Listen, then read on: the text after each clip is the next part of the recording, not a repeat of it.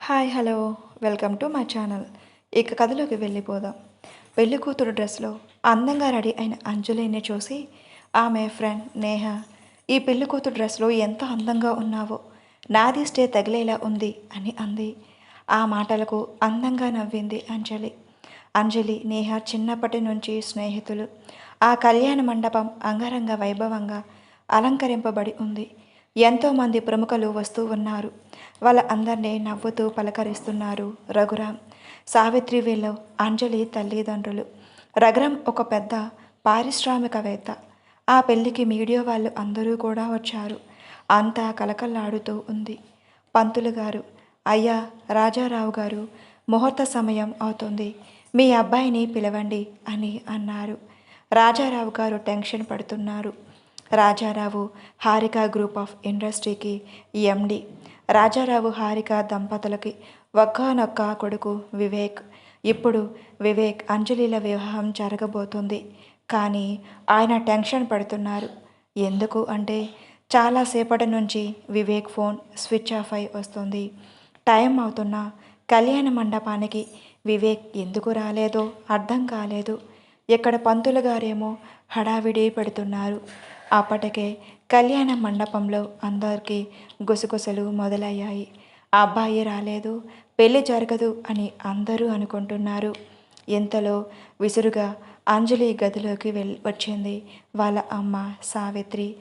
ఏం జాతకమే నీది, అర్థం కాదు, ఇంకా నిన్ను ఎన్ని రోజులు భరించాలో అని వ్యంగ్యంగా అనడం మొదలుపెట్టింది.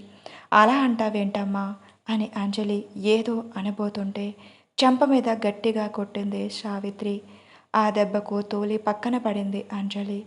ఆమె కళ్ళల్లో నీళ్లు తిరిగాయి. ఆమెకు తన చిన్నతనంలోనే అమ్మా నాన్నలతో ఆనందంగా గడిపిన రోజులు గుర్తుకు వచ్చాయి. ఎంత ప్రేమగా గారంగా చూసిన అమ్మ ఇలా మారిపోయినందుకు చాలా బాధగా ఉంది. గతం ఆమె కళ్ళ ముందు మెదిలింది. అంజలి తండ్రి రఘురాం కాదు, ఆమె తండ్రి పేరు విశ్వనాథం. అంజలి తన తల్లి సావిత్రి, తండ్రి విశ్వనాథంతో ఆనందంగా ఉండేది. అనుకోకుండా గుండెపోటుతో విశ్వనాథం మరణించారు. ఆయన మరణం తర్వాత సావిత్రి ఈ సమాజంలో ఆర్థిక పరంగా ఒంటరిగా నిలదొక్కలేకపోయింది. తండ్రి లేని ఆడపిల్లని పెంచడానికి నానా కష్టాలు పడుతుంది. ఆ సమయంలోనే పరిచయం అయ్యారు రఘురాం గారు. ఆయనకి భార్య లేదు, కూతురు కావ్య. కావ్య అంజలి కన్నా వయసులో ఒక ఏడాది చిన్నదిగా ఉంటుంది. ఒంటరిగా కావ్యాన్ని పెంచలేక ఆయన మరలా వివాహం చేసుకోవాలి అని నిర్ణయించుకున్నాడు. అప్పుడు రఘురాం గారికి సావిత్రి వివరాలు, పరిస్థితులు అన్నీ తెలిసి ఆమెను కలిశారు. తర్వాత ఇద్దరు ఒక అండర్స్టాండింగ్ వచ్చి వివాహం చేసుకోవాలి అని నిర్ణయించుకున్నారు. ఎందుకు అంటే సావిత్రి గారు కూడా అంజలికి మంచి భవిష్యత్ ఉండాలని ఈ వివాహం చేసుకోవడానికి ఒప్పుకున్నారు. ఒక మంచి రోజున వీరి వివాహం రిజిస్టర్ ఆఫీసులో జరిగింది. ఆ తర్వాత నుంచి అంజలి జీవితం చాలా మారిపోయింది. సావిత్రి గారి వివాహం తర్వాత అంజలి జీవితంలో చాలా మార్పులు చోటు చేసుకున్నాయి. పెళ్లి తర్వాత సావిత్రి గారు అంజలిని తీసుకొని రఘురాం గారి ఇంటికి వెళ్ళారు. అక్కడ రఘురాం గారిని చూపించి, అంజలి, ఇక మీదట ఈయనే నీ తండ్రి, ఆ అమ్మాయి నీ చెల్లి కావ్య, ఇక మీద మనం ఇక్కడే ఉంటాము అని చెప్పింది. అంజలికి మొదట ఏమీ అర్థం కాలేదు. కానీ నెమ్మదిగా అర్థం చేసుకునే ప్రయత్నం మొదలుపెట్టింది. కావ్యతో చనువు పెంచుకోసాగింది. కావ్య కూడా అంజలితో స్నేహంగా ఉంటూ అక్క అంటుంది. కానీ మనసులో మాత్రం అంజలి కావ్యకు పూర్తిగా నచ్చడం లేదు. క్రమంగా సావిత్రి కావ్యను ఎక్కువ ప్రేమగా చూడసాగింది. అంజలి సావిత్రి దగ్గరకు వెళ్ళబోతే ఇదివరకట్లా ప్రేమ చూపించడం లేదు. అంజలి, వెళ్ళి చదువుకో, మనం ఇప్పుడు అనుభవిస్తున్న ఈ హోదాకి కావ్య వాళ్ళ నాన్నగారే కారణం, కాబట్టి నువ్వు వాళ్ళతో చనువుగా ప్రేమతో ఉండటం నేర్చుకో అని గట్టిగా చెప్పింది. ఆ రోజు కావ్య 10వ పుట్టినరోజు. సావిత్రి చేతుల మీదుగా పెద్ద పార్టీ ఏర్పాటు చేశారు రఘురాం గారు. కావ్యాని మధ్యలో నిలబెట్టి కేక్ని కట్ చేయించారు సావిత్రి, రఘురాం. దూరంగా జనాల మధ్యలో నుంచుని చూస్తోంది అంజలి. నిజానికి అంజలి పుట్టినరోజు కూడా ఆ రోజే. ఆ విషయాన్ని మర్చిపోయిందో లేక కావాలనే గుర్తుపెట్టుకోలేదు, కానీ సావిత్రి అంజలిని ఇగ్నోర్ చేసింది. ఆ విషయాన్ని తలుచుకుంటూ చాలా బాధపడుతూ కళ్ళ నిండా నీళ్లతో జనాల మధ్యలో కూర్చుంది అంజలి. అప్పుడు సావిత్రి ఒక గోల్డ్ చైన్ని కావ్య మెడలో వేసి హ్యాపీ బర్త్డే కావ్య అని చెప్పి బుగ్గ మీద ముద్దు పెట్టింది. అది చూసి అంజలి మనసు చాలా నొచ్చుకుంది. ఇంతలో ఆమె పక్కకి ఒక 13 సంవత్సరాల అబ్బాయి వచ్చి నుంచుని, ఎందుకు బాధపడుతున్నావు? నువ్వు ఏడిస్తే అస్సలు బాగుండవు. ఇదిగో ఇది తీసుకో అని చెప్పి తన మెడలోని చైన్ని అంజలి మెడలో వేశాడు. ఆ మాటలకి ఉప్పొంగిపోయి చాలా సంతోషంగా ఆ చైన్ని చూసుకుంటూ ఉండిపోయింది. వాళ్ళ ఇద్దరూ అలా చాలాసేపు కబుర్లు చెప్పుకుంటూ కూర్చున్నారు. ఆ అబ్బాయి పేరు వివేక్. దూరం నుంచి అంజలిని చూస్తూ ఉంది. కావ్య అంజలి ముఖంలో ఆనందం కావ్యకి నచ్చలేదు. ఆ పార్టీ అయ్యాక కావ్య సావిత్రితో, అమ్మ, అక్క మెడలో ఉన్న చైన్ కావాలి, అది నాకు బాగా నచ్చింది, అది ఇవ్వు అని అడిగింది. కానీ అంజలికి ఇవ్వడం ఇష్టం లేదు. సావిత్రి బలవంతంగా అంజలి మెడలో నుంచి ఆ చైన్ తీసి కావ్య మెడలో వేసింది. ఆ రోజు మొదలు కావ్య అడిగిన ప్రతి దానికి సావిత్రి చెయ్యసాగింది. క్రమమే కావ్య మీద ప్రేమ పెంచుకోగా సాగింది సావిత్రి. కావ్య మీద ప్రేమ అంజలికి సావిత్రి దూరం చెయ్యసాగింది. ఈ విషయం రఘురాంకి అర్థమైనా కేవలం అంజలి మీద జాలి మాత్రమే ఉంది ఆయనకి. ప్రేమ లేదు. అంజలి మాత్రం కావ్య అంటే ఇష్టమే. కావ్యకి మాత్రం అంజలి మీద ఒక రకమైన జలసి. మామూలుగా ఉన్నంతసేపు కావ్య బాగానే ఉంటుంది. అదే అంజలి కొంచెం సంతోషంగా ఉంటే అస్సలు తట్టుకోలేదు.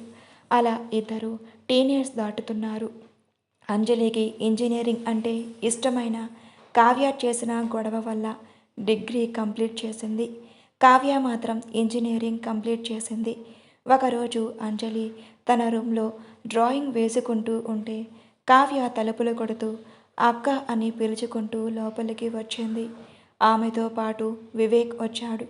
అంజలికి వివేక్ తెలుసు, కానీ వివేక్ ఆమెను గుర్తుపట్టలేదు. అక్క, ఇతను వివేక్, నా బాయ్ ఫ్రెండ్ అని వివేక్ని అంజలికి పరిచయం చేసింది కావ్య. ఒక్కసారిగా అంజలి కళ్ళు కింద భూమి మొక్కలయ్యింది.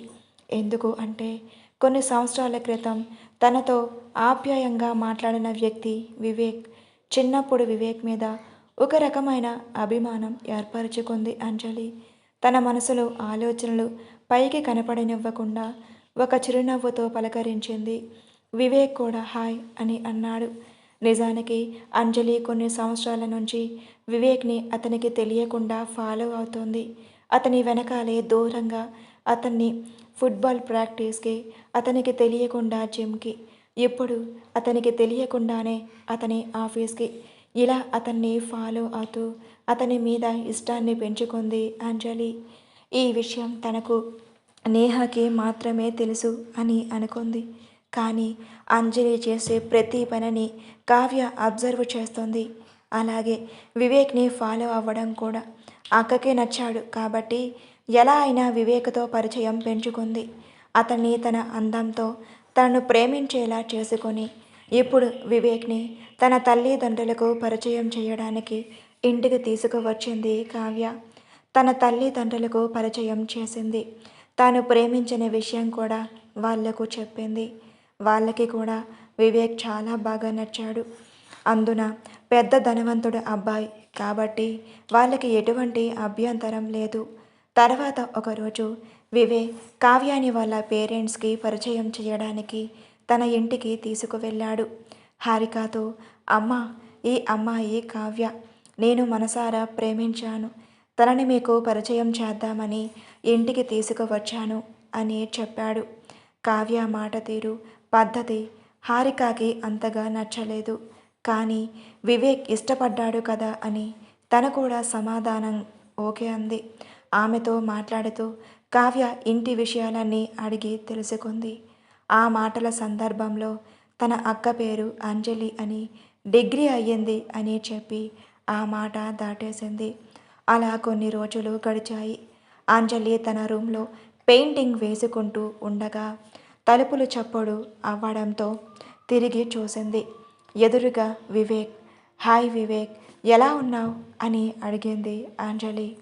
నువ్వు నీ లిమిట్స్లో ఉంటే బాగుంటుంది అంజలి అని అన్నాడు వివేక్. ఏమయ్యింది అని అడిగితే, నువ్వు నన్ను ప్రేమిస్తున్నావా అని అడిగాడు. ఎవరు చెప్పారు అని అడిగితే, మీ అమ్మగారే చెప్పారు. బాబు వివేక్, మా అంజలికి దూరంగా ఉండు. అంజలి మీ ఇద్దరిని చూసే విధానం నాకు నచ్చలేదు. అంజలి వల్ల మీ ఇద్దరి మధ్య దూరం వస్తుందేమో అనిపిస్తుంది అని చెప్పింది. చూడంజలి, నేను నీ చెల్లికి కాబోయే భర్తని, కాబట్టి నువ్వు నాకు దూరంగా ఉంటే చాలా మంచిది అని చెప్పి అక్కడి నుండి వెళ్ళిపోయాడు వివేక్. ఆ మాటలకి ఒక్కసారిగా హతసురాల అయ్యింది అంజలి. తన కన్న తల్లి తన గురించి ఇలా మాట్లాడితే ఇంకేం చెయ్యాలి అని అనుకొని సావిత్రిని అడిగింది. అప్పుడు సావిత్రి, అంజలి, ఆ అబ్బాయి నీకు నచ్చాడు. ఈ విషయం కావ్య నాకు చెప్పింది. కానీ కావ్య ప్రేమిస్తుంది కదా. నీ అందంతో ఆ వివేక్ని నీ వైపుకు తిప్పుకోవాలని ప్రయత్నించకు. వాళ్ళ ఎదురుగా వెళ్ళకు. నువ్వు అనుభవిస్తున్న ఈ హోదాకి కారణం కావ్య కాబట్టి సరిగ్గా మసలుకో అని చెప్పింది. ఆ రోజుతో ఇంకా అంజలి వివేక్ ఇంటికి వచ్చినట్లు అనిపించినా తన రూమ్లో నుంచి బయటకు రావటం మానేసింది. సావిత్రి అంజలిని అలా మాటలతో బాధ పెట్టడం గమనించిన కావ్య మనసులో చాలా సంతోషపడసాగింది. రోజులు గడుస్తున్నాయి. సడన్గా ఒకరోజు కావ్య అంజలితో, అక్క, మనం మన కొత్త కారులో సరదాగా డ్రైవింగ్కి వెళ్దాం రా అని అడిగింది.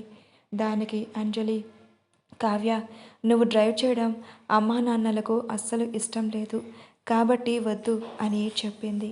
దానికి కావ్య, నేనెందుకు డ్రైవింగ్ చేస్తాను, నువ్వు చేద్దువు కానీ, నీ డ్రైవింగ్ మీద అందరికీ నమ్మకం ఉంది కదా అని బ్రతిమిలాడి తీసుకొని వెళ్ళింది. సావిత్రి కూడా అంజలి డ్రైవ్ చేస్తుంది కదా అని ఒప్పుకుంది. తర్వాత కొంత దూరం వెళ్ళాక, అక్క, కొంచెం హెల్ప్ చేయి ప్లీజ్, నువ్వు ఈ పార్కులో కూర్చో, నేను వివేక్ని కలిసి వస్తాను అని చెప్పింది. దానికి కావ్య, నిన్ను డ్రైవ్ చేయొద్దని చెప్పినా వినవా నువ్వు? అమ్మ వాళ్ళకి తెలిస్తే నన్ను తిడతారు అంది. కావ్య, ఇప్పుడే వచ్చేస్తానక్క, ప్లీజ్ ప్లీజ్ అని బ్రతిమలాడుతుంది. సరే అని ఒప్పుకుంటుంది అంజలి. అలా అంజలి తనకు నచ్చిన పార్కులో నచ్చిన బుక్ చదువుకుంటూ టైం స్పెండ్ చేస్తుంది. ఇంతలో నేహ ఫోన్ చేసింది.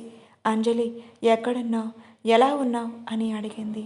ఎందుకలా అడుగుతున్నావు నేహ అని అడిగింది అంజలి. కావ్య డ్రైవ్ చేస్తున్న కారుకి యాక్సిడెంట్ అయ్యిందంట అని చెప్పింది నేహ. ఆ మాట విని ఒక్కసారిగా కంగారు పడింది అంజలి. వెంటనే హడావిడిగా యాక్సిడెంట్ జరిగిన ప్లేస్కి వెళ్ళి చూసేసరికి కారు వెళ్ళి ఒక ఎలక్ట్రికల్ పోల్ గుద్దుకొని మంటలు వచ్చి అందులో ఉన్న కావ్య కూడా అక్కడికక్కడే కాలి బూడిద అయ్యింది. కావ్యాని అలా చూసి వెక్కి వెక్కి ఏడవసాగింది అంజలి. అక్కడ ఉన్న సావిత్రి అంజలిని చూసి, ఎప్పటికైనా నీ కడుపు మంట తగ్గిందా? నా కావ్య చావుకి కారణమైన నిన్ను అస్సలు క్షమించను అని అంది. నేనేం చేశానమ్మా అంటూ ఏడవసాగింది అంజలి.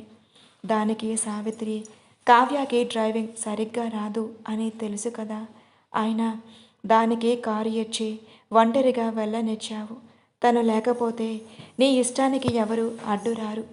ఇంట్లో కావ్యస్థానం నీకు వస్తుంది అని ఆశపడుతున్నావేమో. అలా ఎప్పటికీ జరగదు. కావ్యస్థానాన్ని నువ్వు ఎప్పటికీ తీసుకోలేవు అని ఏడుస్తూ తిడుతుంది.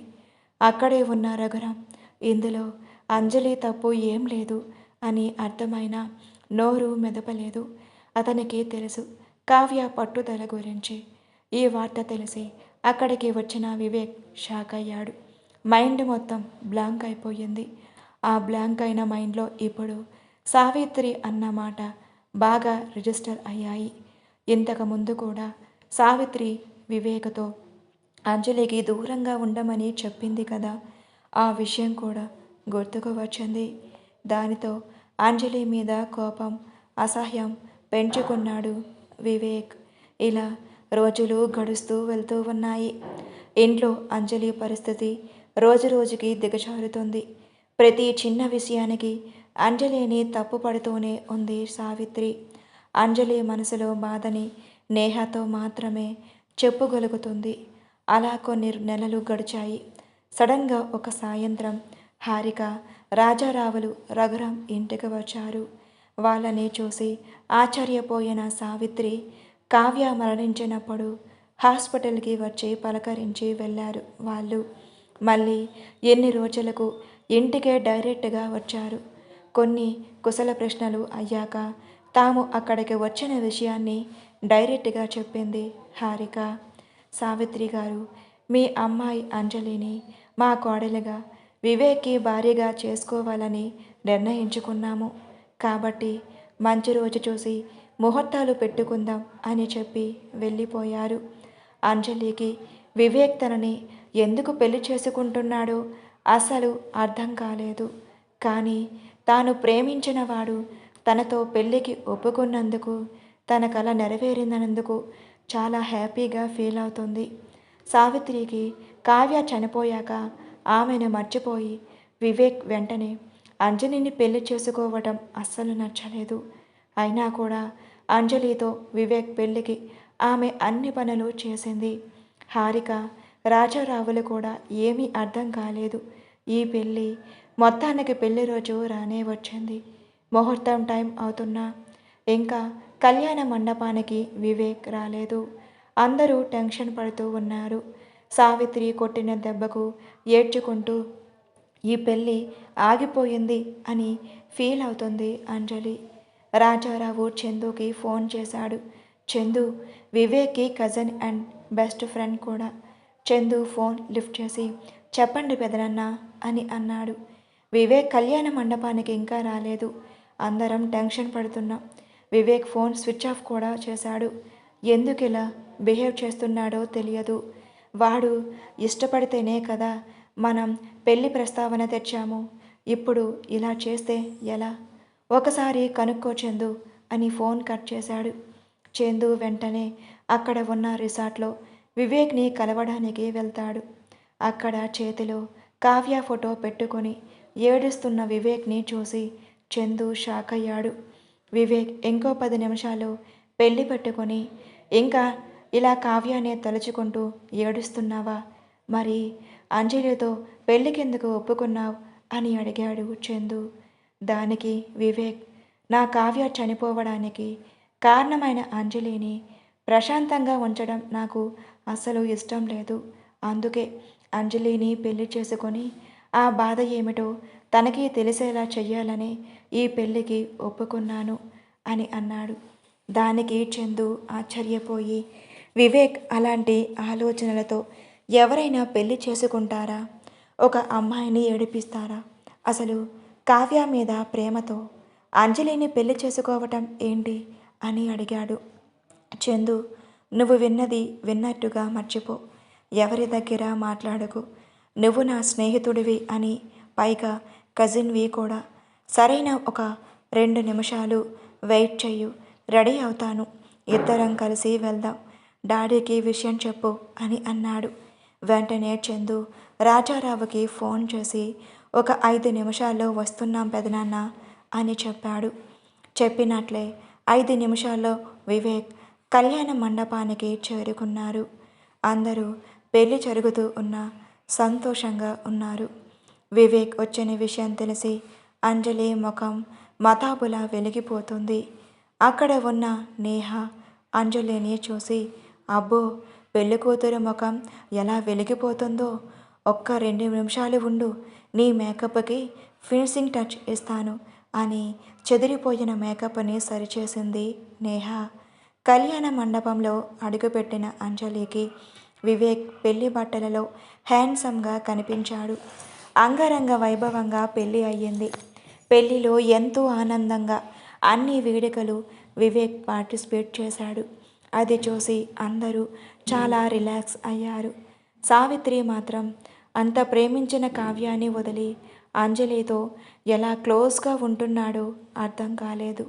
చందు కూడా చాలా రిలాక్స్ అయ్యాడు. ఇందాక ఏదో మూడ్ ఆఫ్లో ఉండి అలా మాట్లాడావే కానీ వివేక్ అంజలితో సంతోషంగా ఉంటాడు అని అనుకున్నాడు. అప్పగింతల టైంలో సావిత్రి అంజలితో ఈ రోజుతో నీకు మాకు సంబంధం తీరిపోయింది, ఈ ఇంటికి నీకు బంధం తీరిపోయింది అని చెప్పి అత్తవారి ఇంటికి పంపించింది. పెళ్ళి రిసెప్షన్ అయిన వెంటనే అంజలిని తీసుకొని గెస్ట్ హౌస్కి షిఫ్ట్ అయ్యాడు వివేక్. కానీ హారిక కోడలితో ఉండాలన్న కోరిక ఉంది. కానీ కొత్తగా పెళ్ళైన జంటని అడ్డుపడకూడదు అని, అందులో వివేక మాటలకు అడ్డు చెప్పడం ఇష్టం లేక వాళ్ళని గెస్ట్ హౌస్కి పంపించింది హారిక. అలా కొత్త కాపురానికి వివేక్తో కలిసి వెళ్ళింది అంజలి. ఆ ఇంట్లో చాలామంది పనివాళ్ళు ఉన్నారు. అందరూ కొత్త జంటకి వెల్కమ్ చెప్పారు. ఆ రోజు రాత్రి అంజలికి ఫస్ట్ నైట్. చాలా ఎగ్జైట్మెంట్తో ఉంది అంజలి. సపోర్టుగా కూడా ఎవ్వరూ లేరు. ఇంతలో ఫోన్ రింగ్ అయ్యింది. చూస్తే నేహ. ఆల్ ది బెస్ట్ చెప్పి కాల్ కట్ చేసింది నేహ. అలా రూమ్లో వివేక్ కోసం వెయిట్ చేస్తుంది అంజలి. కానీ వివేక్ రాలేదు. అలా చాలాసేపు ఎదురు చూసి మంచం మీద అలానే నిద్రపోయింది. తెల్లవారుగానే రూమ్లో నుంచి బయటికి వచ్చి చూస్తే పక్క రూమ్లో కావ్య ఫోటో ఎదురుగా కూర్చొని డ్రింక్ చేస్తూ అలాగే నిద్రపోయిన వివేక్ కనిపించాడు. ఆమె మనసు ఏదోలా అయ్యింది. వెళ్ళి అతన్ని నిద్ర లేపాలని అనుకొని ఆ ప్రయత్నం మానేసి తన రూమ్లోకి ఫ్రెష్ అవ్వడానికి వెళ్ళింది.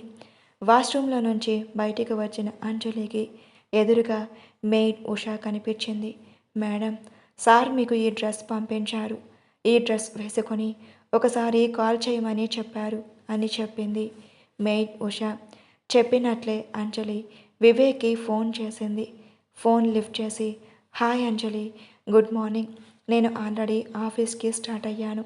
నువ్వు ఫ్రెష్ అవ్వు. ఉషా ఇచ్చిన డ్రెస్ వేసుకొని ఉషా అలాట్ చేసిన పనులు చెయ్యు. ఎందులోనూ తేడా రాకూడదు. ఈ రోజు నుంచి నువ్వు నా ఇంటి పని మనిషి. నా కావ్యాన్ని చంపిన నీకు నా భార్యస్థానం ఇస్తానని అనుకోకు అని చెప్పి కాల్ కట్ చేస్తాడు. ఒక్కసారిగా అంజలి కాళ్ళ కింద భూమి కదిలినట్లు అనిపించింది. పని మనిషిగా ఉండటానిక తనని పెళ్లి చేసుకున్నాడు అని చాలా బాధపడింది. కానీ అతని మీద ఉన్న ప్రేమ వల్ల వివేక్ చెప్పినట్లే చెయ్యసాగింది అంజలి. పని మనిషిగా అన్ని పనులు చేస్తూ ఉండటంతో పని మనిషిగా ఉన్న ఉష ఆమె మీద పెత్తనం చెయ్యసాగింది.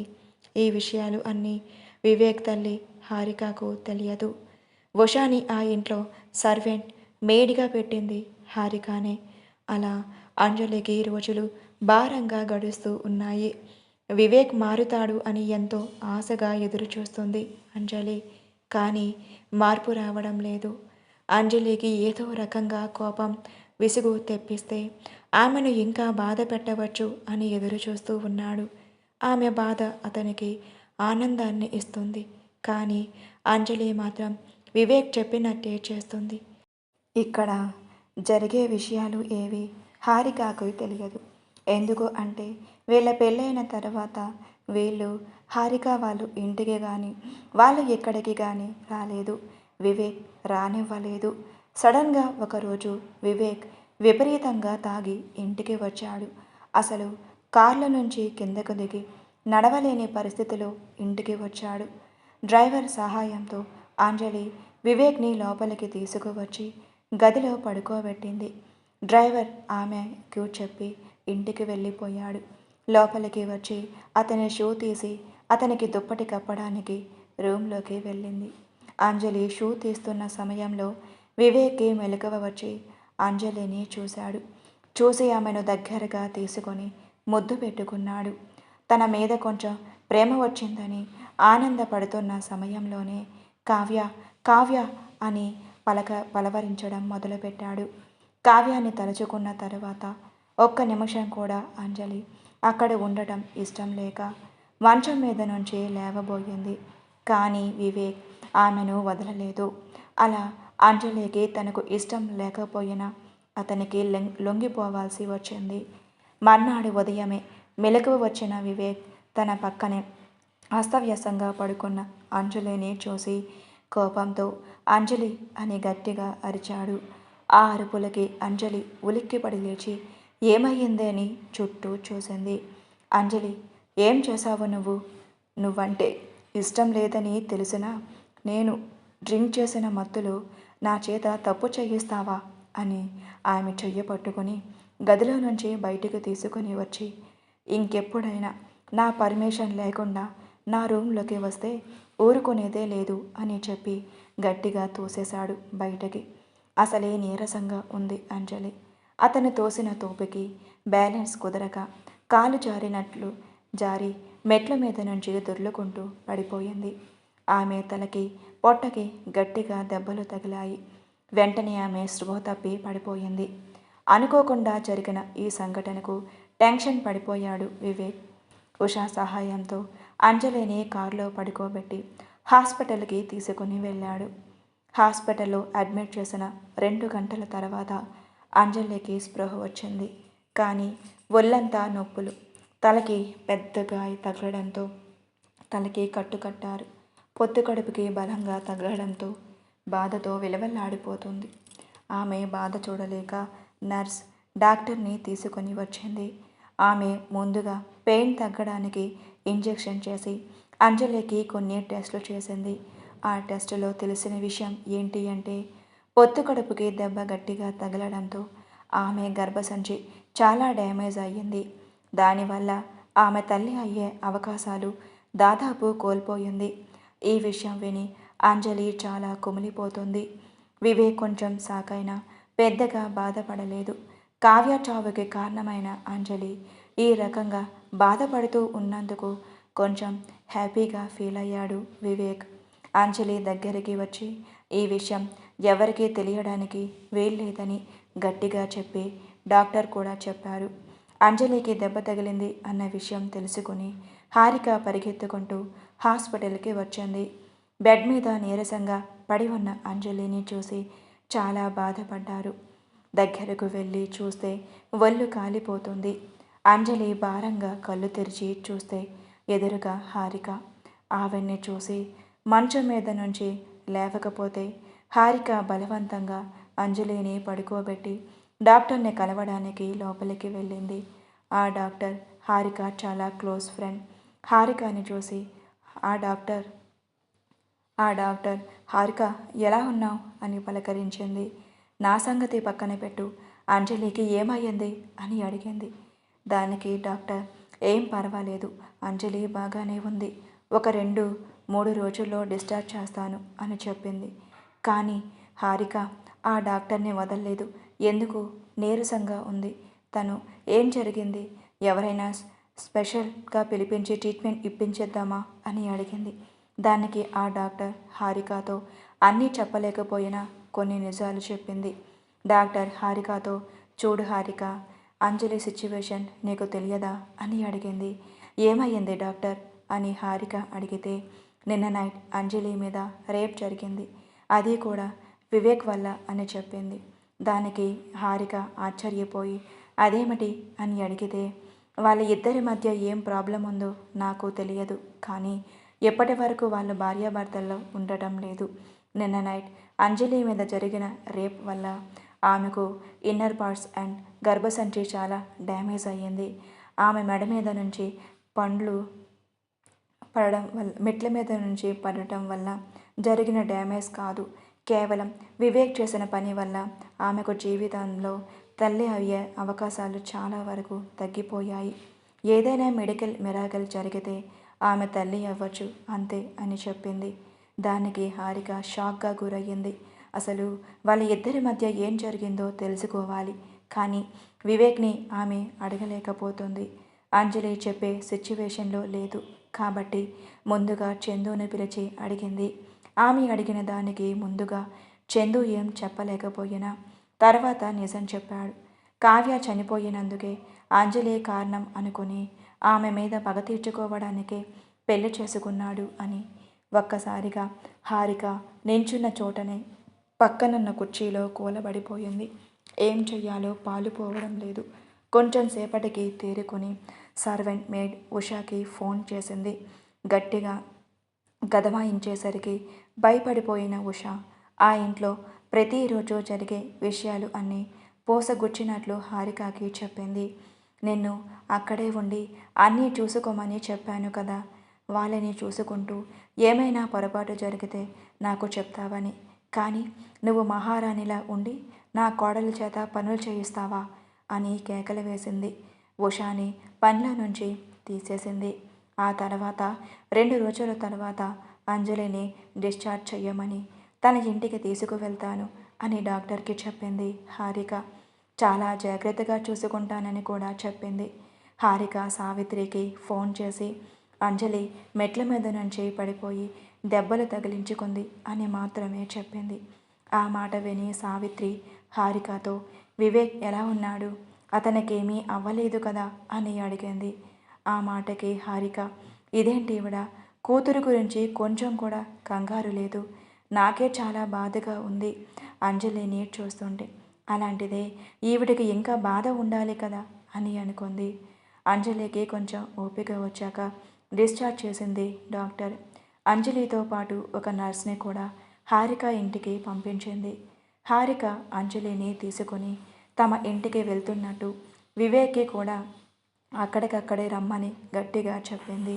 తల్లి మాటలకి కొంచెం కంగారు పడి ఏమైంది మమ్మీ, ఎందుకు అంత కోపమని అడిగితే, కోపం ఏం లేదు, కొన్ని రోజులు అంజలి కోలుకునే వరకు మీ ఇద్దరు మాతోనే ఉండండి అని గట్టిగా చెప్పింది. తల్లి మాటలకు ఏమీ చెప్పలేక సరే అని అన్నాడు వివేక్. అలా కొన్ని నెలల తర్వాత అత్తగారింట్లో అడుగుపెట్టింది అంజలి. అంజలికి తన రూమ్ చూపించింది. అక్కడ రెస్ట్ తీసుకోవడానికి ఏర్పాట్లు చేసింది హారిక. అత్తగారి అభిమానానికి మురిసిపోతుంది అంజలి. తన తల్లికి కోపం తెప్పించకూడదు అని చాలా జాగ్రత్తగా పద్ధతిగా అంజలితో బిహేవ్ చేస్తున్నాడు వివేక్.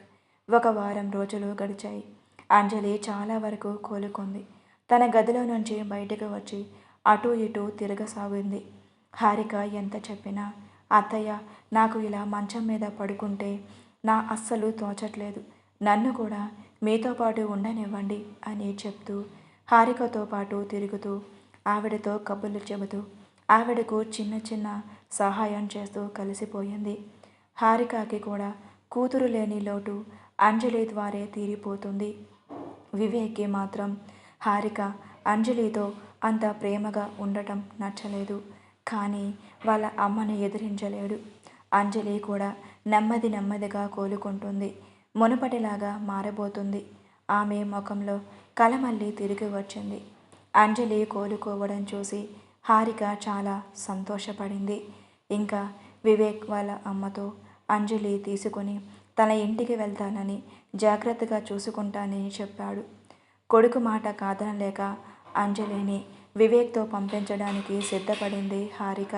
కానీ వాళ్ళతో పాటు లక్ష్మి అనే ఒక సర్వెంట్ని కూడా పంపించింది. లక్ష్మికి అన్ని ఇన్స్ట్రక్షన్స్ ఇచ్చి అంజలిని బాగా చూసుకోమని చెప్పి పంపించింది.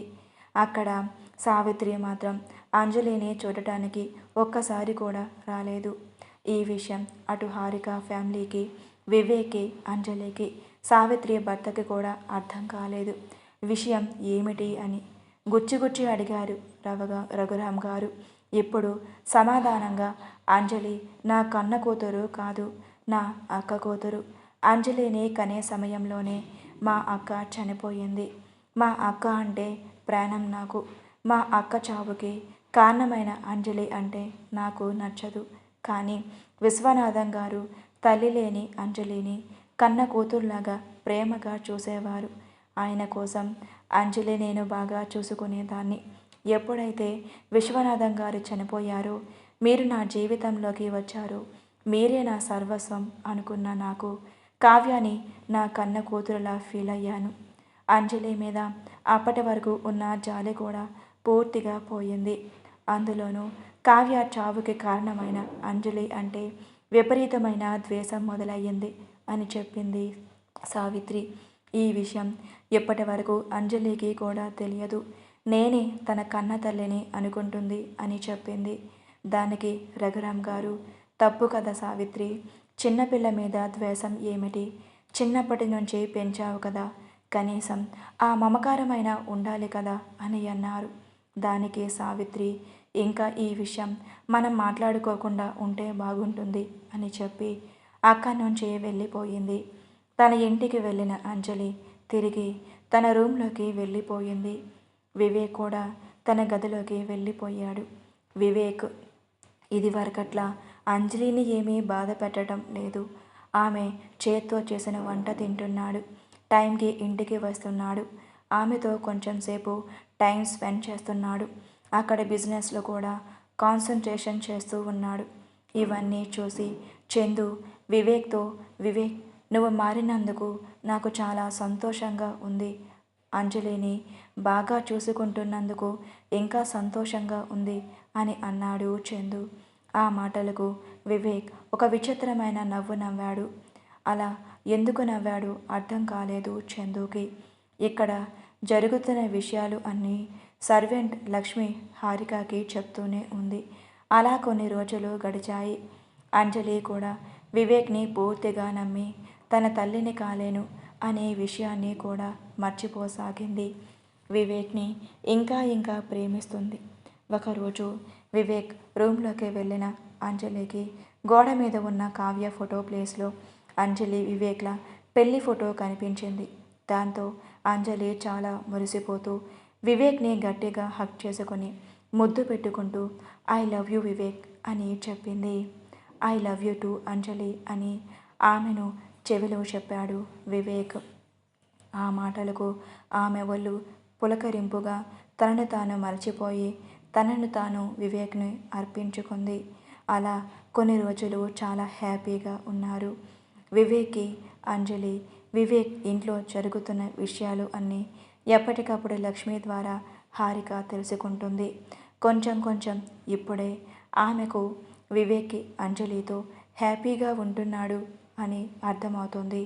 కొన్ని రోజుల తర్వాత హారిక రాజారావు గారితో చెప్పి వివేక్, అంజలి హనీమూన్ వెళ్ళడానికి ఏర్పాట్లు చేయించింది.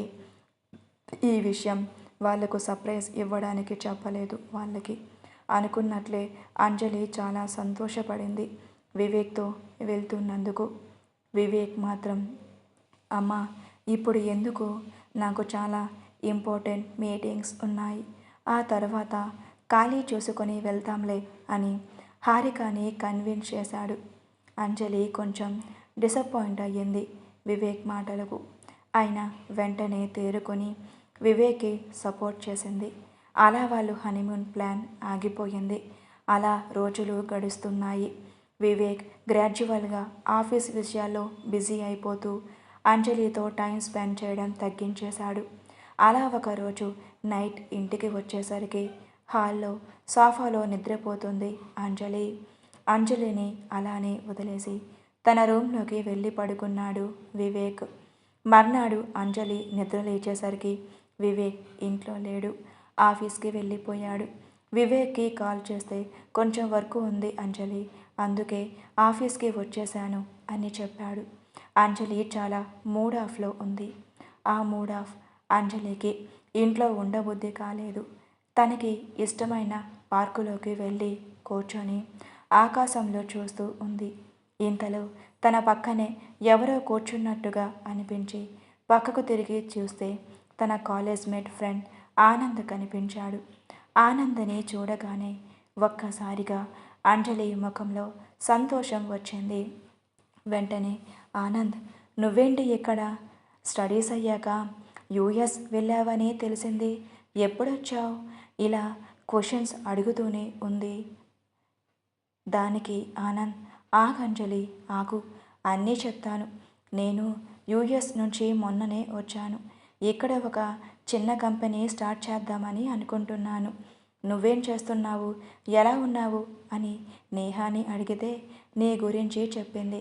తను ప్రాజెక్ట్ పని మీద ఢిల్లీలో ఉంది కదా, అయినా నాకు తెలుసు కదా, నువ్వు ఈ సిటీలోనే నీ ఫేవరెట్ ప్లేస్ ఈ పార్కు అని నాకు తెలుసు. నువ్వు ఏదో ఒక టైంలో ఇక్కడ కనిపిస్తావు అని మధ్య మధ్యలో వచ్చి చూస్తూ ఉన్నాను. లక్కీగా ఈరోజు కనిపించావు అని అన్నాడు ఆనంద్. ఎందుకు ఆనంద్ ఇలా?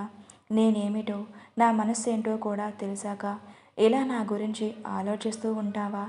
నీకు తెలుసు కదా, చిన్నప్పటి నుంచి వివేక్ అంటే నాకు చాలా ఇష్టమని. ఇంకా ఎందుకు నా గురించి ఆలోచిస్తావు అని అంది అంజలి. అంజలి, నా గురించి కూడా నీకు తెలుసు. నువ్వంటే నాకు ఎంత ఇష్టమో కూడా నీకు తెలుసు. ఇంకా నువ్వెందుకు నన్ను మారమంటావు ఇలా? సరే వదిలే ఈ గొడవ. ఇలా ఈ టైంలో ఇక్కడ ఎందుకు ఎందుకు ఉన్నావు నువ్వు అని అడిగితే, ఏమైనా ప్రాబ్లమా అని అడిగాడు. ఏం లేదు, నథింగ్, జస్ట్ క్యాజువల్గా వచ్చాను ఇక్కడికి అని చెప్పింది అంజలి. ఇంకా ఏంటి విశేషాలు అని అంజలి అడగగా, జనరల్గా ఇద్దరం కొంచెం సేపు మాట్లాడుకున్నారు. మాట్లాడిన తర్వాత ఆనందని తన ఇంటికి ఇన్వైట్ చేసింది అంజలి. సరే అంజలి, ఇంకో రోజు ఖాళీ చూసుకొని వస్తాను మీ ఇంటికి అని చెప్పాడు ఆనంద్. అంజలి ఇంటికి వెళ్ళిపోయింది. అంజలి వెళ్ళాక అంజలి మూడ్ ఆఫ్కి రీజన్ ఏంటో తెలుసుకోవాలని ట్రై చేస్తున్నాడు ఆనంద్. ఆ ప్రయత్నంలోనే ఆనంద్కి తెలిసిన విషయం ఏంటి అంటే, వివేక్ నందిని అనే అమ్మాయితో క్లోజ్గా ఉంటున్నాడని. బట్ ఈ విషయం అంజలికి తెలియదు. అంజలికే కాదు, హారికకి కూడా తెలియదు, చందుకి కూడా తెలియదు.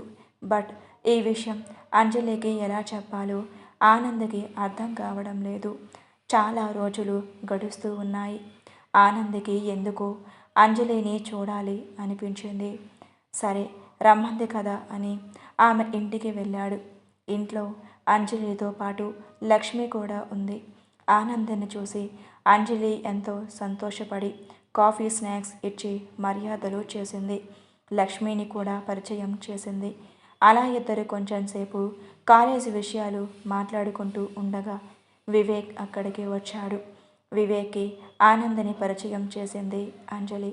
నార్మల్గా ఒక నవ్వు నవ్వి వెళ్ళిపోయాడు వివేక్. దానికి చాలా బాధపడింది అంజలి. బట్ ఆనంద్ మాత్రం అసలు ఫీల్ అవ్వలేదు. ఎందుకు అంటే ఈ మధ్య వివేక్ గురించి అన్ని విషయాలు తెలుసుకుంటున్నాడు. అంజలి, నువ్వు ఇంకా డ్రాయింగ్ వేస్తున్నావా అని అడిగాడు ఆనంద్. దానికి అంజలి సంతోషంగా ఉన్న బాధగా ఉన్న ఆటోమేటిక్గా నా చెయ్యి డ్రాయింగ్ బోర్డు మీదకే వెళ్తుంది. సో నా హాబీ అలా కంటిన్యూ అవుతుంది అని చెప్పింది అంజలి.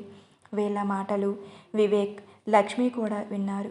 కొంచెం సేపటికి ఆనంద్ వెళ్ళిపోయాడు. వివేక్ మనసులో మైండ్లో కొత్త కొత్త ఆలోచనలు తిరుగుతూ ఉన్నాయి. రోజులు అలా గడుస్తున్నాయి. వివేక్కి అంజలికి మధ్య ఇంకా దూరం పెరుగుతూ వచ్చింది. ఈ విషయం లక్ష్మి ద్వారా తెలుసుకుంటుంది హారిక. క్రమేపీ వివేక ఇంటికి రావటం కూడా తగ్గించేస్తూ ఉన్నాడు. ఫోన్ చేసి అడిగితే బిజినెస్ మీటింగ్స్లో చాలా బిజీగా ఉంటున్నాని అని చెప్పేవాడు. ఒకరోజు ఉండబట్టలేక వివేక్ ఆఫీస్కి బయలుదేరింది అంజలి. ఆఫీస్లో అడుగు పెట్టేసరికి వాచ్మెన్ ఆమెను ఆపాడు. ఎవరు మీరు? సార్ పర్మిషన్ లేకుండా లోపలికి వచ్చేస్తున్నారు అని గట్టిగా అడిగాడు. దానికి ఆమె, నేను వివేక్ భార్యని, నా భర్తను చూడటానికి కూడా నా పర్మిషన్ కావాలా అని అడిగింది. దానికి వాచ్మ్యాన్, మేడం జోక్ చేయకండి, మీరు వివేక్ సార్ వైఫ్ అయితే లోపల సార్తో రూమ్లో ఉన్నది ఎవరు అని తిరిగి క్వశ్చన్ వేశాడు. ఆ మాట విన్న అంజలి వాచ్మ్యాన్ తోసి లోపలికి వెళ్ళింది. అక్కడ నందినితో చాలా క్లోజ్గా ఉన్న వివేక్ని చూసి ఒక్కసారిగా షాక్కి గురయ్యింది. అక్కడ అంజలిని చూసి ఒక్కసారిగా కంగు తిన్నాడు వివేక్. అంతలో తేరుకొని, హాయ్ అంజలి, ఎలా వచ్చావేమిటి? ఎనీహౌ నేనే నీకు ఈ అమ్మాయిని పరిచయం చెయ్యాలి అని అనుకున్నాను. ఈ అమ్మాయి పేరు నందిని, నేను ప్రేమిస్తున్నాను అని చెప్పాడు. ఆ మాట విన్నది ఒక్కసారిగా షాక్కి గురయ్యింది అంజలి. అదేంటి వివేక్, నేను నీ భార్యను కదా, ఈ అమ్మాయిని ప్రేమిస్తున్నావని చెప్తున్నావు, ఇలా ఎందుకు బిహేవ్ చేస్తున్నావు అని అడిగింది అంజలి. అక్కడ నందిని కూడా షాక్ అయ్యింది. ఈ కన్ఫ్యూజన్లోనే ఏడుస్తూ అంజలి ఆఫీస్ రూమ్లో నుంచి బయటికి వచ్చింది. అక్కడ ఎదురుగా చందు ఉన్నాడు. సారీ వదిన, ఈ విషయం నీకు ఎప్పటికప్పుడే చెప్పాలి అని అనుకున్నాను, కానీ చెప్పలేకపోయాను అని అన్నాడు చందు.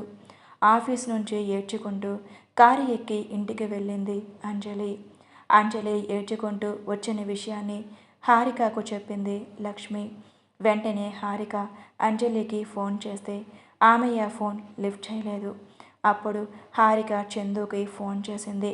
చందు వెంటనే పెద్దమ్మ అని పిలుస్తూ మొత్తం జరిగిన విషయాన్ని పూసగుచ్చినట్లుగా చెప్పాడు. అది విని ఆశ్చర్యపోయింది హారిక.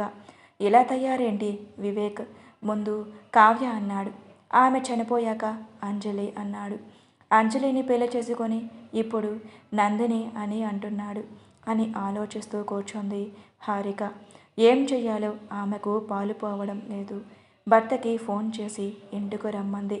అతనికి కూడా ఈ పరిస్థితి చెప్పి ఎలా హ్యాండిల్ చేయాలో అర్థం కాలేదు. అక్కడ అంజలి పరిస్థితి చాలా దారుణంగా ఉంది. ఎలా ఈ సిచ్యువేషన్ నుంచి బయటపడాలి అని అనుకుంది. వెంటనే లేచి రెడీ అయి నందిని ఇంటికి వెళ్ళింది. అక్కడ నందిని వాళ్ళ మదర్ కూడా ఉన్నారు. నందిని కూడా అప్పుడే వచ్చింది. వచ్చి అంజలిని చూసి, ఓ అంజలి, ఇక్కడికి వచ్చావా? ఇక్కడ నీకేం పని అని అడిగింది. దానికి అంజలి, నీకు వివేక్తో ఏం పని? ఒక పెళ్ళైన వ్యక్తితో నీకేం పని? అతనితో నీకు ప్రేమ ఏమిటి అని గట్టిగా అడిగింది. వివేక్కి పెళ్ళైతే అయ్యిందే కానీ అతను నేను ప్రేమించడం లేదు. కావ్యాని ప్రేమిస్తున్నాడు. ఇప్పుడు కావ్యాని నాలో చూసుకుంటూ నన్ను ప్రేమిస్తున్నాడు అని చెప్పింది నందిని. కానీ వివేక్ నాతో కలిసి ఉంటున్నాడు కదా, నాతో సంసార జీవితం చేస్తున్న వివేక్ని నువ్వు ఎలా పెళ్లి చేసుకుంటావు అని అడిగింది. అంజలి, నువ్వు సంసారానికి పనికి వస్తావేమో కానీ నీకు పిల్లలు పుట్టారు కదా, ఇంకెందుకు నీకు వివేక్ అని అడిగింది నందిని. ఆ మాట వినేసరికి అంజలి కాళ్ళ కింద భూమి కదిలించినట్టుగా అయ్యింది. వివేక్కి నాకు సంబంధించిన అన్ని విషయాలు నందినికి చెప్పాడన్నమాట అని అనుకుంది. ఇంకా ఏం మాట్లాడలేక హారిక ఇంటికి వెళ్ళింది అంజలి. అంజలి వెళ్ళేసరికి హారిక, రాజారావులు అక్కడ హాల్లో కూర్చొని ఆలోచిస్తూ ఉన్నారు. అంజలి చూసి మనసు ఒక్కసారిగా చలించింది హారికకి. ఎన్నో రోజులు తిండి నిద్ర లేకుండా పీక్కుపోయినట్లుంది అంజలి ముఖం. అంజలిని కూర్చోమని మంచినీళ్ళు ఇచ్చి కుదుటపడమనంది. ఒక అరగంటలో వివేక్ కూడా వచ్చాడు. అంజలిని చూసి చేదరించుకున్నాడు. హారిక వివేక్తో, ఇదేం పనిరా, లక్షణమైన అంజలి ఉండగా ఇంకో అమ్మాయితో ప్రేమేంటి అని అడిగింది. దానికి వివేక్, నేను అసలు అంజలిని ప్రేమించనే లేదు, కావ్యాని ప్రేమించాను. కానీ కావ్య చావుకి కారణమైన అంజలి ప్రశాంతంగా ఉండకూడదు అని పెళ్లి చేసుకొని టార్చర్ పెట్టాలి అని నిర్ణయించుకొని పెళ్లి చేసుకున్నాను. నేను ఎంత ఇబ్బంది పెట్టినా నోరు మీద పని అంజలిని చూసి ఎలా అయినా తనని ఏడిపించాలి అని తనతో ప్రేమ నటించి కాపురం చేసి వదిలేయాలి అని అనుకున్నాను. కానీ తన దురదృష్టం తన తల్లి అవ్వడానికి కూడా వీలులేని పరిస్థితి. అది కూడా నాకు అదృష్టమయ్యింది. నాకు తనని వదిలించుకోవడానికి ఒక కారణం దొరికింది. ఇప్పుడు అంజలి గురించి కొత్తగా తెలిసిన విషయం ఏమిటి అంటే తనకు తన చిన్ననాటి మిత్రుడు ఆనంద్తో సంబంధం కూడా ఉంది. కాబట్టి నాకు అంజలి నుంచి విడాకులు కావాలి. నేను ప్రేమించిన కావ్యలో ఉన్న లక్షణాలు ఉన్న నందినిని నేను పెళ్లి చేసుకుంటాను అని చెప్పాడు. ఆ మాటలు విన్న అంజలికి ఇంకా ఒక క్షణం కూడా అక్కడ ఉండబుద్ధి కాలేదు. అసలు వివేక్ని చూడాలని కూడా అనిపించలేదు. వెంటనే అక్కడే ఉన్న డైవర్స్ పేపర్స్ మీద సంతకం పెట్టి వివేక్ ముఖాన్ని విసిరికొట్టి వెళ్తూ వెళ్తూ, చూడు వివేక్, నేను నిన్ను చిన్నప్పటి నుంచి మనస్ఫూర్తిగా ప్రేమించాను. ఆ విషయం కావ్యకి ఆనంద్కి ఇద్దరికీ కూడా తెలుసు. నేను ప్రేమిస్తున్న విషయం తెలిసి నిన్ను ప్రేమించింది కావ్య. ఆనంద్ నా చిన్ననాటి స్నేహితుడు. నేనంటే చాలా ఇష్టం అతనికి. కానీ ఎప్పుడు నన్ను నీ నుంచి తప్పించాలని ప్రయత్నించలేదు. ఎందుకంటే నా మనసులో అతనికి స్నేహం అనే స్థానం మాత్రమే ఉంది. అని కూడా అతనికి తెలుసు. అందుకే నాకు సపోర్ట్ చేస్తూ ఉన్నాడు. కావ్య చనిపోవడానికి కారణం నేను కాదు. తనకి డ్రైవింగ్ సరిగ్గా రాదని కావ్య కూడా తెలుసు.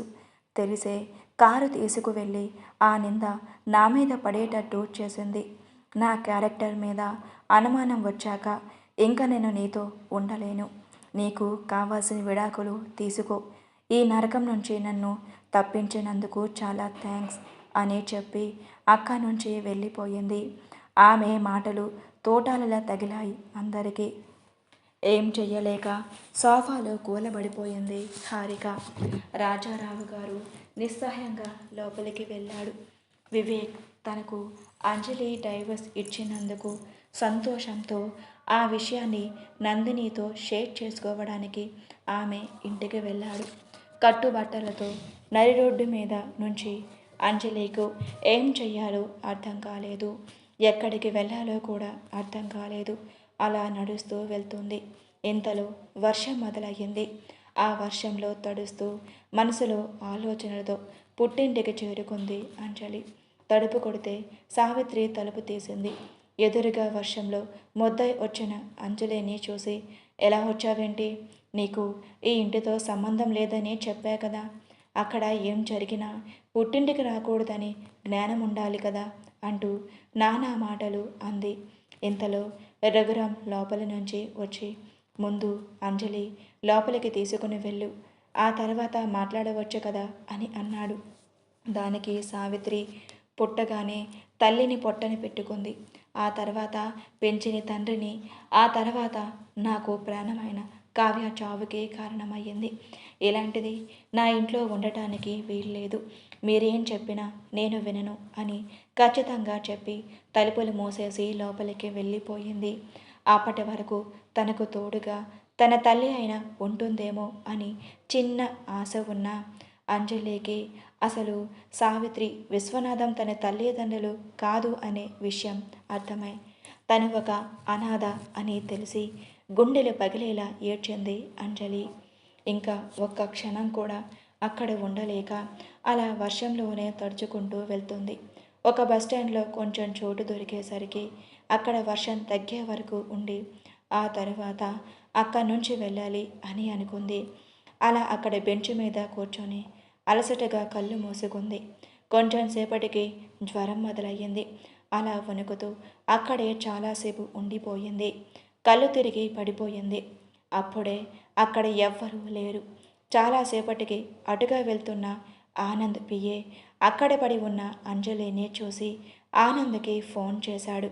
పిఏ చేసిన ఫోన్ లిఫ్ట్ చేసి అంజలిని గురించి విషయం తెలుసుకున్న ఆనంద్ వెంటనే పిఏతో అంజలిని దగ్గరలో ఉన్న హాస్పిటల్కి తీసుకువెళ్ళి జాయిన్ చేయమని చెప్పి తను కూడా వెంటనే స్టార్ట్ అయ్యాడు.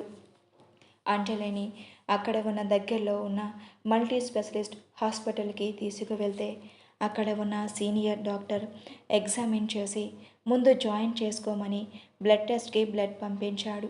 రిపోర్ట్స్ వచ్చేసరికి ఆనంద్ అక్కడికి చేరుకున్నాడు. ఆ డాక్టర్ ఆనంద్ని చూసి, మీరు ఆ అమ్మాయికి ఏమవుతారు అని అడిగాడు. ఆమె నా చిన్ననాటి స్నేహితురాలు. ఏమైంది తనకి? ప్లీజ్ చెప్పండి అని డాక్టర్ని అడిగాడు.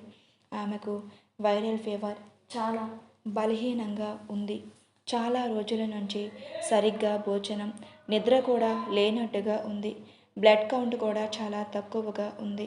ఒక 3-4 డేస్ ఇక్కడే అబ్జర్వేషన్లో ఉంచుతాం, వైద్యం చేద్దాం, ఆ తర్వాత డిశ్చార్జ్ చేయొచ్చు. అన్నిటికన్నా ఇంపార్టెంట్ విషయం, ఆ అమ్మాయి ప్రెగ్నెంట్. ఈ విషయం ఆమె కూడా తెలియదు అని అనుకుంటున్నా. తెలిస్తే ఇంత అజాగ్రత్తగా ఉండదు కదా. సో ఆమెను జాగ్రత్తగా చూసుకోండి అని చెప్పి వెళ్ళాడు డాక్టర్. ఆనంద్కి ఒక్క నిమిషం ఏం చెయ్యాలో అర్థం కాలేదు. ఎందుకు అంజలి ఇలా ఉంది? ఏం జరిగింది? ప్రెగ్నెంట్ అన్న విషయం తెలుసా తెలియదా? వివేక్తో ఏం ప్రాబ్లం వచ్చింది అంజలికి అని చాలా ఆలోచించాడు ఆనంద్. సరే, ఏం జరిగినా ముందు అంజలి కోలుకోవాలి. ఈ విషయం వెంటనే వాళ్ళ ఫ్రెండ్ నేహాకి ఇంటిమేట్ చేశాడు. నేహ కూడా అంజలి పరిస్థితికి చాలా టెన్షన్ పడింది. చూడు ఆనంద్, నేను ఇప్పుడే బయలుదేరుతున్నాను. నేను వచ్చే వరకు అంజలి జాగ్రత్త. ఆ తర్వాత మనం ముగ్గురం కలిసి ఆలోచించి నిర్ణయం తీసుకుందామని చెప్పి ఫోన్ కట్ చేసి అంజలి దగ్గరకు బయలుదేరింది నేహ. దారి పొడవునా అంజలి గురించి ఆలోచనలు, చిన్నప్పటి నుంచి వీళ్ళ స్నేహం, వివేక్ని ప్రేమించడం, కావ్యతో ఇబ్బందులు, సావిత్రి గారి మాటలు అన్నీ గుర్తుకు వస్తున్నాయి నేహాకి. అక్కడ హాస్పిటల్లో అంజలి ఉలుకు పలుకు లేకుండా పడి ఉంది. ఆమెకు సిలైన్ ఎక్కిస్తూ ఉన్నారు. ఆ సాయంత్రానికే నెమ్మదిగా కళ్ళు తెరిచింది అంజలి. కళ్ళు తెరవగానే అక్కడ ఉన్న ఆనంద్ని చూసి షాక్ అయ్యింది అంజలి. ఆనంద్, నువ్వేంటి ఇక్కడ అని అడిగింది. దానికి ఆనంద్, నువ్వు బస్టాండ్లో కళ్ళు తిరిగి పడిపోయావు. నిన్ను హాస్పిటల్లో జాయిన్ చేశాను. కొంచెం ఫీవర్ వచ్చింది నీకు, అంతే, టెన్షన్ పడకు అని చెప్పాడు ఆనంద్. ఇప్పుడు అంజలికి అంతా గుర్తుకు వచ్చింది. తను వివేక్తో గొడవపడి విడాకుల మీద సంతకం పెట్టడం అన్నీ గుర్తుకు వచ్చాయి. కళ్ళల్లో నీళ్లు తిరిగాయి. అది చూసిన ఆనంద్, అంజలి, నువ్వేనా ఇలా ఏడ్చేది? కాలేజీలో ఉండగా ఎంతో డేరంగా ఉండే నా ఫ్రెండ్ అంజలియేనా అన్న డౌట్ వస్తుంది అని అన్నాడు ఆనంద్. ఇంతలో గుమ్మంలో నేహ, మన అంజలి కాదు, అదే అయితే ఇలా బెడ్ మీద పేషెంట్లా ఉంటుందా అని అంటూ లోపలికి వచ్చింది. నేహాను చూసి ప్రాణం లేచి వచ్చింది అంజలికి. వెంటనే బెడ్ మీద నుంచి లేవబోయింది. అంజలి, ప్లీజ్ పడుకో, రెస్ట్ తీసుకో, నేను నీతో ఉంటా కదా, ప్లీజ్ పడుకో అని అంది నేహ. అలా ఏడుస్తూనే నిద్రలోకి జారుకుంది అంజలి. అంజలిని అలా చూసి చలించిపోయింది నేహ. వెంటనే రూమ్లో నుంచి బయటకు వచ్చింది ఏడుస్తూ. వెనకాలే ఆనంద్ కూడా వచ్చాడు. ఏంటి ఆనంద్, ఏం జరిగింది అని అడిగింది నేహ. తనకు తెలిసిన విషయాలన్నీ చెప్పాడు ఆనంద్. ఇక్కడ ట్రీట్మెంట్ అయ్యాక మా గెస్ట్ హౌస్కి తీసుకువెళ్ళడదాం నేహ, ఆ తర్వాత ఆలోచిద్దాం. ఈలోపు తను ప్రెగ్నెంట్ అన్న విషయం అంజలికు చెప్పు నేహ అని చెప్పాడు ఆనంద్. సరే అని అంది నేహ. అలా 3 రోజుల్లో అంజలికి ఫీవర్ తగ్గి కొంచెం ఓపిక వచ్చింది. ఓపిక వచ్చాక నెమ్మదిగా విషయం ఏమిటో కనుక్కోవాలని అడిగింది నేహ. మొత్తం అన్ని విషయాలు చెప్పింది అంజలి నేహకి. సావిత్రి గారి మాటలు, వివేక్ అన్న మాటలు అన్నీ చెప్పింది.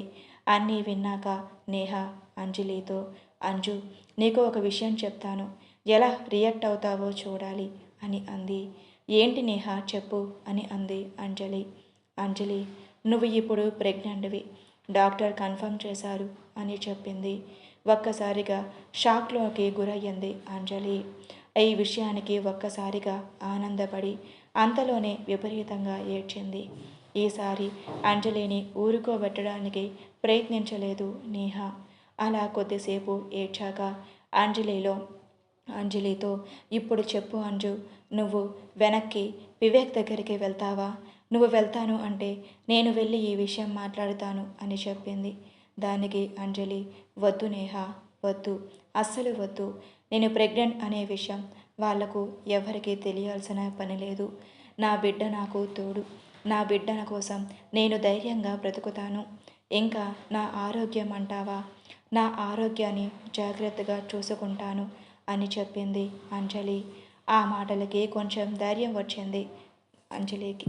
హాస్పిటల్ ట్రీట్మెంట్ అయ్యాక డిశ్చార్జ్ చేసిన అంజలిని నేహ, ఆనంద్ కలిసి ఆనంద్ వాళ్ళ గెస్ట్ హౌస్కి తీసుకువెళ్ళారు. కరెక్ట్గానే నేహాతో కలిసి కారు ఎక్కుతున్న అంజలిని హాస్పిటల్ దగ్గర హారిక వాళ్ళ సర్వెంట్ మెయిడ్ లక్ష్మి చూసి దగ్గరికి వెళ్ళి పలకరించేలోపే కారు వెళ్ళిపోయింది. వెంటనే అక్కడ ఉన్న రిసెప్షన్తో అడిగితే ఆమెకు వైరల్ ఫీవర్, జాయిన్ అయిందని, ప్రెగ్నెంట్ అని కూడా చెప్పారు. ఈ విషయం వెంటనే ఫోన్ చేసి నిహారిక కూడా చెప్పింది లక్ష్మి. ఈ విషయం విన్న హారిక ముఖంలో సంతోషం వచ్చింది.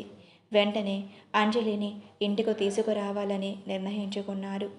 అంజలిని ఇంటికి తీసుకురావాలని నిర్ణయించుకున్న హారికకు ఆమె ఎక్కడ ఉంటుందో తెలియదు. పుట్టింటికి వెళ్ళింది ఏమో అని ఎంక్వైరీ చేస్తే అక్కడి కూడా లేదని తెలిసింది. అంజలి అడ్రస్ కోసం అంజలి జాయిన్ అయిన హాస్పిటల్కి వెళ్ళింది హారిక. అక్కడ రిసెప్షన్లో ఎంక్వైరీ చేస్తే ఆనంద్ అడ్రస్ తెలిసింది. సరే అని ఆనంద్ అడ్రస్ పట్టుకొని వాళ్ళ ఇంటికి వెళ్ళింది హారిక. అక్కడికి వెళ్ళి తలుపు తట్టగానే ఒక మధ్య వయసు ఆవిడ తలుపు తీసింది. అప్పుడు హారిక అంజలి గురించి అడిగితే ఆమె రండి లోపలికి అని పిలిచి మంచినీళ్ళు ఇచ్చి కూర్చోండి అని చెప్పింది. ఇప్పుడు చెప్పండి, మీరు ఏం తెలుసుకోవాలి అని అనుకుంటున్నారు అని అడిగింది. నా పేరు హారిక, అంజలికి అత్తగారిని అని చెప్పింది. ఓహో, వివేక్ వాళ్ళ అమ్మగారా మీరు? సరే, నేను ఆనంద వాళ్ళ అమ్మని. అంజలి వివేక్ చిన్ననాటి స్నేహితురాలు. నాకు చాలా చిన్నప్పటి నుంచి అంజలి తెలుసు. మంచి అమ్మాయి. అలాంటి అమ్మాయి నాకు కోడలయ్యి ఉంటే బాగుండేది. కానీ నా దురదృష్టం అంజలి మీ అబ్బాయిని ప్రేమించింది అని చెప్పింది. సరేనండి, ఇప్పుడు అంజలి ఎక్కడ ఉంది అని అడిగింది హారిక.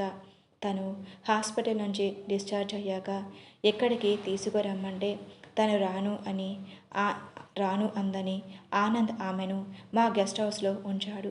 ఇప్పుడు ఆనంద్, నేహ తనతోనే ఉన్నారు. నేను ఎప్పుడే తనని చూసి వచ్చాను అని చెప్పింది. సరేనండి, మీ గెస్ట్ హౌస్ అడ్రస్ చెప్పండి, నేను వెళ్ళి అంజలితో మాట్లాడుతాను అని చెప్పింది హారిక. సరే అని గెస్ట్ హౌస్ అడ్రస్ ఇచ్చింది ఆనంద్ వాళ్ళ అమ్మగారు. వెంటనే హారిక ఆనంద్ వాళ్ళ గెస్ట్ హౌస్లోకి వెళ్ళింది. లోపలికి వెళ్ళే ముందు అక్కడ అంజలి, నేహ మాటలు వినపడుతూ ఉన్నాయి. ఏం మాట్లాడుకుంటున్నారు అని వినసాగింది హారిక నేహ అంజలితో. అంజలి, ఇప్పుడేం చేద్దాం అనుకుంటున్నావు? ఆనంద్ నిన్ను వాళ్ళ ఇంటికి రమ్మని అంటే రాను అన్నావు. పోనీ నేను ఎక్కడ ఉందామా అంటే ఎన్ని రోజులు ఇక్కడ ఉండగలను? మా పేరెంట్స్ కూడా ఢిల్లీలో సెటిల్ అయిపోయారు కదా. నేను కూడా నా జాబ్ కోసం ముంబై వెళ్ళిపోవాలి కదా. ఒక్కదానివే ఎలా ఉంటావని అని అడిగింది. దానికి అంజలి, చూడు నేహ, ఆనంద్ వాళ్ళ ఇంటికి రమ్మంటున్నాడు. ఆంటీ కూడా రమ్మన్నారు. కానీ ఎలా వెళ్తాను? నువ్వు నాకు ఎంతో, ఆనంద్ కూడా అంతే నాకు. కానీ ఆనంద్ నన్ను ఇంకా తన మనసులోనే ఉంచుకున్నాడు. నేను ఆనంద్ వాళ్ళ ఇంట్లోనే ఉంటే ఆనంద్ గురించి, నా గురించి వివేక్ అన్న మాటలు నిజమని అందరూ నమ్ముతారు. ఆనంద్ కూడా వేరే అమ్మాయిని పెళ్లి చేసుకోవడానికి ఇష్టపడ్డాడు. నా కోసం అతని ఫ్యూచర్ని పాడు చేయలేను కదా. అలా అని వివేక్ దగ్గరకు వెళ్ళే ఆలోచన అస్సలు లేదు. ఎన్ని రోజులు నుంచి ఎన్ని బాధలు పెట్టినా అతని మీద ఉన్న ప్రేమ వల్ల ఆ బాధలు భరించాను. కానీ ఎప్పుడైతే నా క్యారెక్టర్ని అనుమానించాడో ఆ ప్రేమ ఇంకా లేదు. అలాంటి మనిషి నాకు అవసరం లేదు. అమ్మ దగ్గరకు అస్సలు వెళ్ళలేను. అయినా ఇప్పుడు నాకు తోడుగా నా బిడ్డ కూడా ఉంది కదా. కాబట్టి జాగ్రత్తగా ఉంటాను. నువ్వు, ఆనంద్ ఎలాగో నాకు సపోర్ట్గా ఉంటారు. నీతో వద్దామంటే ఇప్పుడు నా హెల్త్ కండిషన్కి నేను ఇక్కడి నుంచి రాలేను. నా డెలివరీ వరకు ఇక్కడే ఉంటాను. ఈలోపు నా ఫ్యూచర్ గురించి ఆలోచిస్తాను. నీకు వీలు కుదిరినప్పుడు వచ్చి చూసి వెళ్తూ ఉండు అని చెప్పింది అంజలి. ఆ మాటలు విన్న హారిక ఇంకా లోపలికి వెళ్ళలేకపోయింది. అంజలి మాటలు తోటల్లా తగిలాయి. వివేక్ని అంజలి ఎంత ప్రేమిస్తూ ఉందో ఇప్పుడు అంత ద్వేషిస్తుంది అని అర్థమై తిరిగి వెళ్ళడానికి వెనక్కి తిరిగింది. అప్పుడే లోపలికి రాబోతున్న ఆనంద్ ఆమెని చూసి, ఎవరు మీరు? లోపలికి వెళ్ళకుండా వెళ్ళిపోతున్నారు అని అడిగాడు. నేను అంజలి వాళ్ళ అత్తయ్యని. అంజలి కోసం వచ్చాను. కానీ ఇప్పుడే అర్థమయ్యింది అంజలి వివేక్ని ఎంత ద్వేషిస్తుందో. అందుకే నా మొహం కూడా చూపించలేక వెళ్ళిపోతున్నాను అని చెప్పి కారు ఎక్కి వెళ్ళిపోయింది. ఆమె వెళ్ళిన వైపే చూస్తూ ఉండిపోయాడు Anand. Please like and subscribe for more videos. Story ఎలా ఉందో కామెంట్ చేయండి. నెక్స్ట్ పార్ట్లో చూద్దాం.